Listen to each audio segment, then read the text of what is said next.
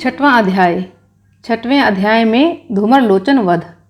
ऋषि बोले, देवी का यह कथन सुनकर दैत्य को बड़ा अमर्ष हुआ और उसने दैत्यराज के पास जाकर सब समाचार विस्तार पूर्वक कह सुनाया। दूत के उस विचार को सुनकर दैत्यराज कुपित हो उठा और वह सेनापति धूमरलोचन से बोला, धूमरलोचन, तुम शीघ्र अपनी सेना साथ लेकर जाओ और उस दुष्टा के केश पकड़कर घसीटते हुए उसे बलपूर्वक यहाँ ले आओ। यदि उसकी रक्षा करने के लिए कोई दूसरा खड़ा हो तो वह देवता, यक्ष अथवा गंधर्व ही क्यों न हो, उसे अवश्य मार डालना। ऋषि बोले, शुंभ के इस प्रकार आज्ञा देने पर वह धूमरलोचन दैत्य 60,000 असुरों की सेना साथ लेकर वहां से तुरंत चल दिया। वहां पहुंचकर उसने हिमालय पर रहने वाली देवी को देखा और ललकार कर कहा, अरे तू शुंभ निशुंभ के पास चल। यदि इस समय प्रसन्नतापूर्वक मेरे स्वामी के समीप नहीं चलेगी तो मैं तुझे बलपूर्वक बालों को पकड़कर घसीटते हुए ले चलूंगा। देवी बोली, तुम्हें दैत्यों के राजा ने भेजा है, तुम स्वयं भी बलवान हो और तुम्हारे साथ विशाल सेना भी है। ऐसी दशा में यदि मुझे बलपूर्वक ले चलोगे तो मैं तुम्हारा क्या कर सकती हूँ। ऋषि बोले, देवी के यह कहने पर असुर धूमरलोचन उनकी ओर लपका।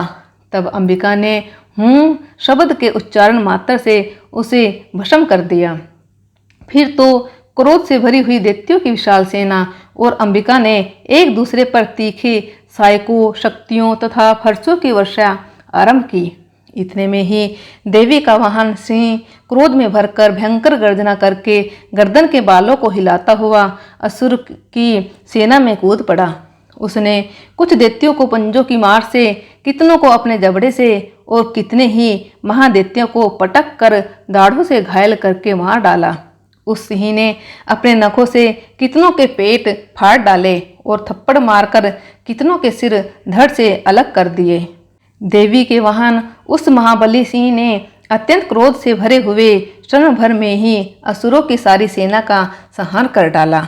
शुंभ ने जब यह सुना कि देवी ने धूमरलोचन असुर को मार डाला तथा उसके सिंह ने सारी सेना को सपाचट कर डाला, तब उस दैत्यराज को बड़ा क्रोध हुआ। उसका होठ कांपने लगा।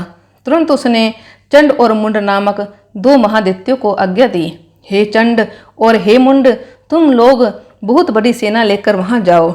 उस देवी को बालों से पकड़कर अथवा उसे बांधकर शीघ्र यहाँ ले आओ।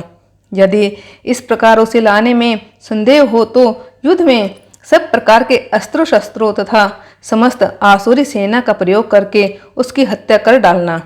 उस दुष्ट की हत्या होने पर तथा सिंह के भी मारे जाने पर उस अंबिका को बांधकर साथ लेकर शीघ्र ही लौट आना। बोलिए शेरावाली माता की जय, अम्बे मात की जय।